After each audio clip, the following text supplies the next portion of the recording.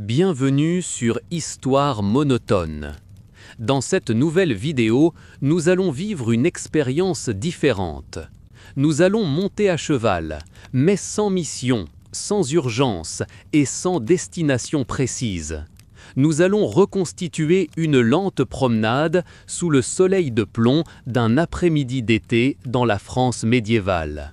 Le but de ce récit est de vous faire ressentir cette torpeur lourde et agréable que procure la chaleur, ce moment où le monde semble s'arrêter et où les paupières deviennent lourdes. Vous pouvez écouter cette histoire en toute confiance, laisser votre esprit vagabonder sur les chemins poussiéreux et vous endormir paisiblement. L'histoire commence maintenant. Fermez les yeux. Imaginez que nous sommes au cœur du mois d'août, en l'an 1250. Il est 2 heures de l'après-midi. C'est l'heure où le soleil est au zénith, l'heure où les paysans font la sieste à l'ombre des meules de foin, l'heure où la nature elle-même semble retenir son souffle sous le poids de la chaleur. Vous êtes dans l'écurie du domaine. Contrairement à l'aube froide de l'hiver, l'écurie est aujourd'hui un refuge de fraîcheur relative. Les murs de pierre épaisse gardent l'ombre. Mais par la grande porte ouverte, vous voyez le dehors.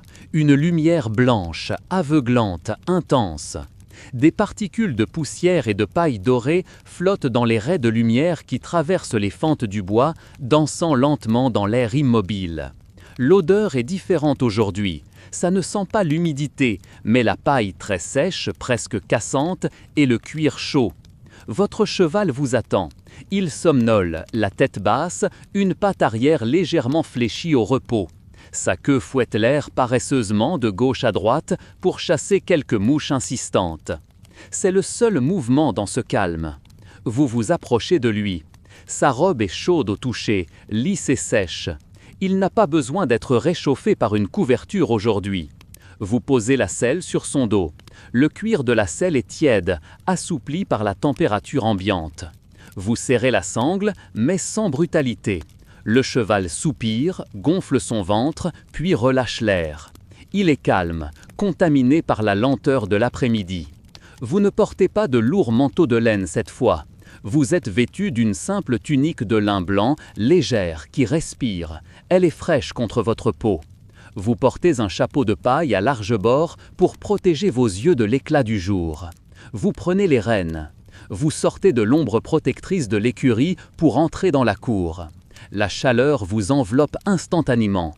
Ce n'est pas une chaleur brûlante ou agressive, c'est une chaleur massive, solide, qui pèse sur vos épaules comme une couverture invisible. Elle détend immédiatement vos muscles. Elle vous invite à ralentir. Vous montez en selle. Le cuir crisse doucement sous votre poids. Vous ajustez votre assise. Vous ne pressez pas les flancs de votre monture. Un simple claquement de langue suffit. Le cheval se met en marche, au pas. Un pas lent, traînant, économe. Vous quittez le domaine. Le chemin devant vous est blanc de poussière calcaire. La terre est cuite, dure comme de la pierre. Les sabots du cheval frappent le sol avec un son sec, net, très différent du bruit mou des jours de pluie. Chaque pas soulève un petit nuage de poussière fine qui retombe aussitôt, tant l'air est immobile. Il n'y a pas le moindre souffle de vent. Les feuilles des arbres sont figées, comme peintes sur le ciel d'un bleu profond, sans nuages. Vous avancez entre 2 champs de blé déjà moissonnés. Il ne reste que le chaume doré, piquant, qui brille sous le soleil. L'odeur est puissante, ça sent le grain, la terre chauffée à blanc et les herbes sauvages qui sèchent sur pied. C'est l'odeur de l'été, une odeur de pain grillé et de soleil. Mais le son qui domine tout, ce n'est pas le cheval, c'est le chant des cigales. Elles sont des milliers, cachées dans les herbes, dans les oliviers, dans les chênes. C'est un bourdonnement continu, strident, mais hypnotique.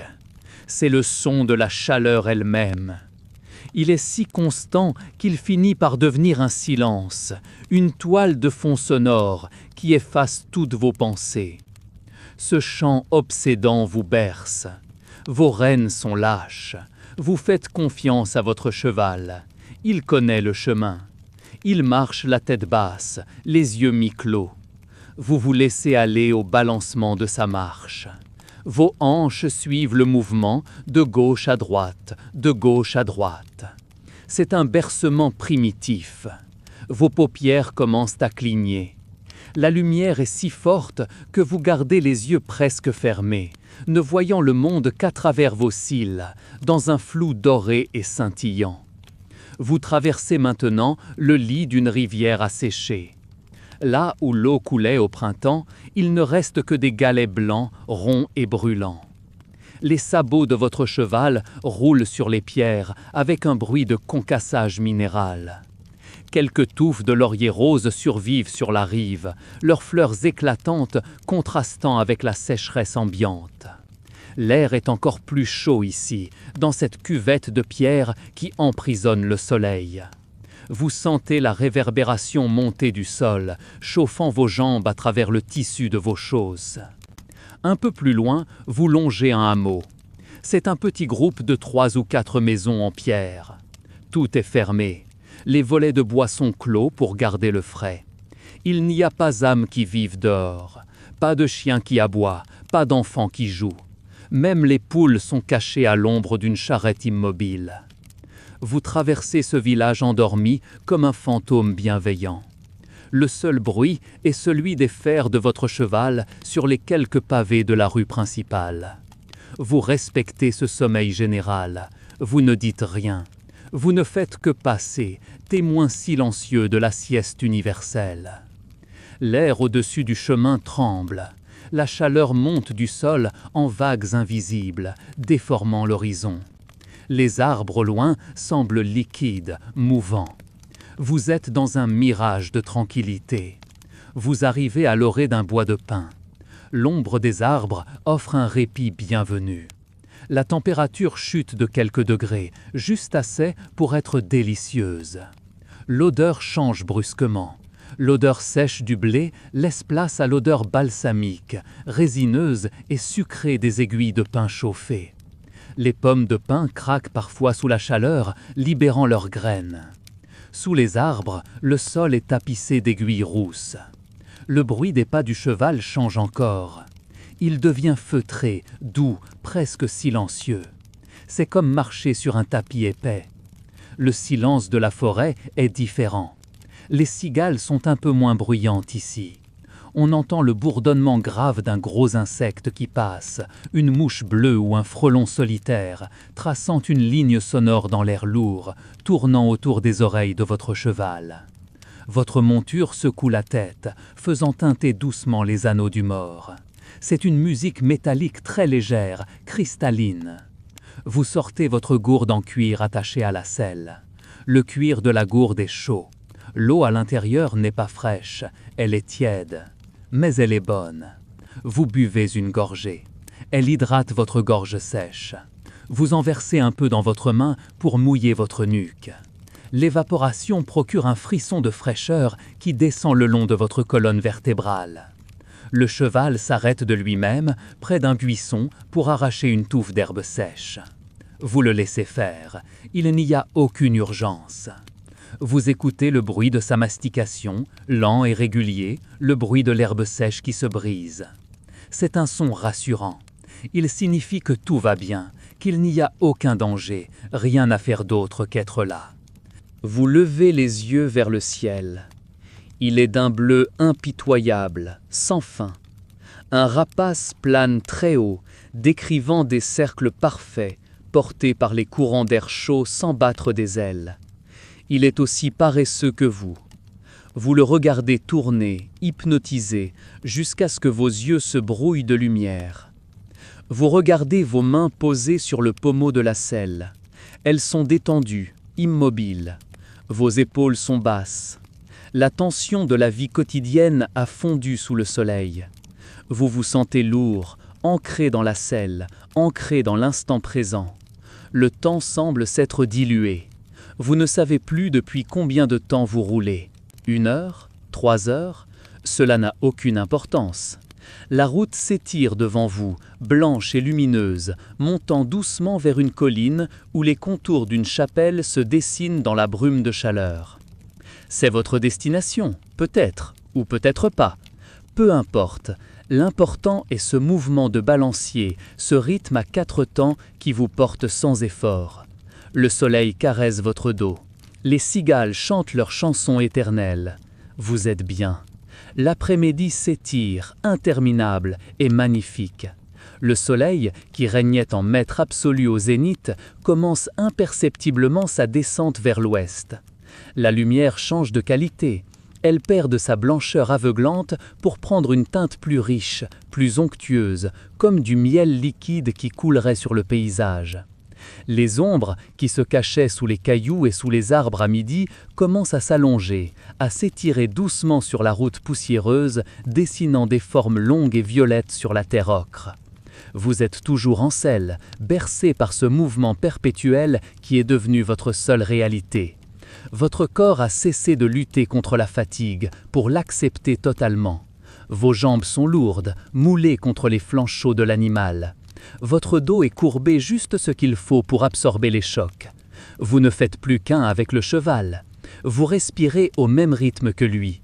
Vous sentez ses muscles jouer sous votre cuisse, se tendre et se relâcher, se tendre et se relâcher. C'est une conversation silencieuse et physique entre deux êtres vivants qui traversent ensemble l'immensité de l'été. Le paysage change lui aussi. Vous quittez les plateaux arides pour descendre vers une vallée plus verdoyante. L'air, bien que toujours chaud, commence à s'humidifier très légèrement, chargé des parfums de la fin de journée. Vous passez à côté d'un verger de pommiers sauvages. L'odeur des fruits mûrs, chauffés par le soleil toute la journée, est enivrante. C'est une odeur sucrée, fermentée, lourde.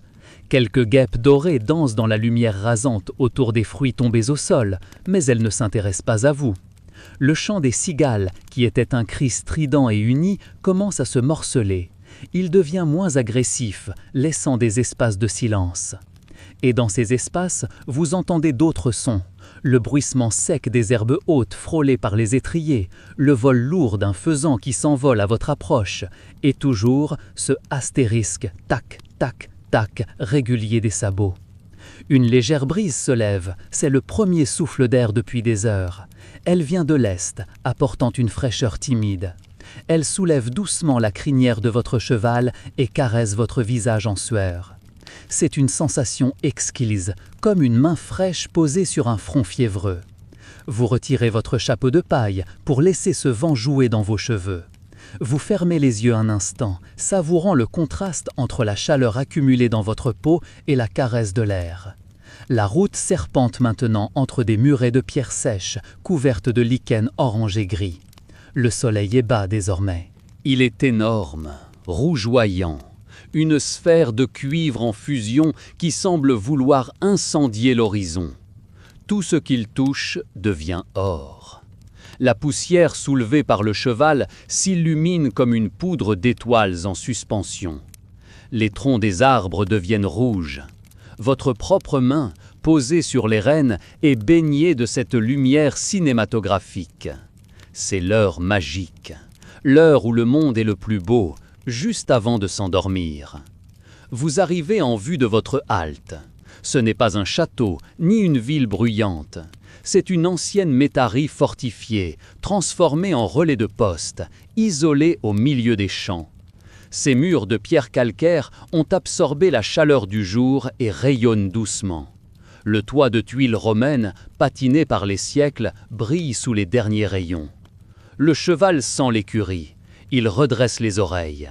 Son pas devient plus énergique, plus décidé. Il sait que l'avoine et l'eau fraîche l'attendent. Vous le laissez accélérer légèrement, partageant son anticipation du repos. Vous passez sous le porche de pierre. L'ombre de la cour intérieure vous accueille. La température chute brusquement. C'est une fraîcheur minérale, silencieuse, qui vous enveloppe. Vous arrêtez votre monture au centre de la cour pavée. Le silence revient, immense, seulement troublé par le souffle fort de votre cheval qui s'ébroue, faisant trembler tout son corps et le vôtre avec. Vous restez un instant immobile en selle, retardant le moment de descendre. Vous voulez garder encore un peu cette sensation de hauteur, cette sensation de voyage. Puis, vous déchaussez les étriers. Vous basculez votre jambe par-dessus la croupe. Vos bottes touchent le sol. Vos genoux fléchissent, raides. La terre ferme vous semble étrange, immobile. Vous avez l'impression de tanguer légèrement, comme un marin qui descend à terre. Vos jambes sont engourdies, gardant la forme du cheval. Vous marchez en titubant un peu, posant la main sur l'encolure humide de l'animal pour vous stabiliser.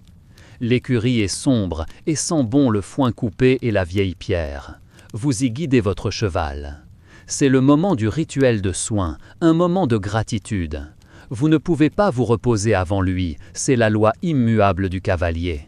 Vous défaites la sangle, vous soulevez la selle, elle est lourde. En la retirant, vous libérez le dos de l'animal. Une bouffée de chaleur et d'odeur de cheval monte vers vous.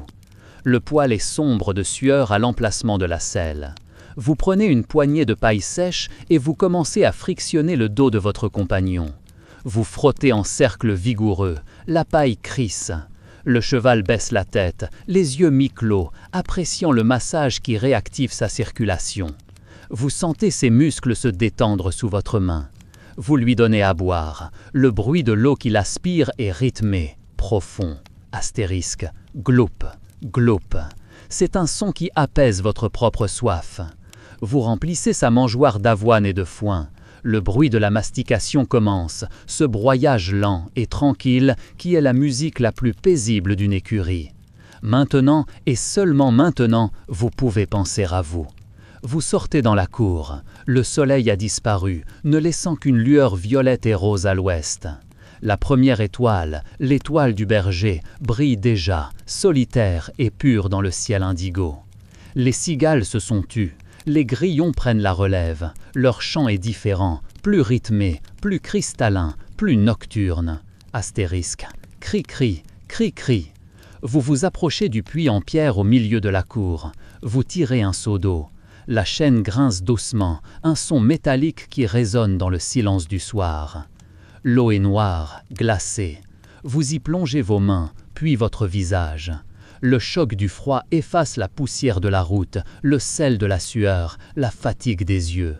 Vous vous redressez, l'eau ruisselant sur votre visage, respirant à plein poumon l'air qui sent maintenant la terre humide et le jasmin nocturne. Vous entrez dans la salle commune du relais.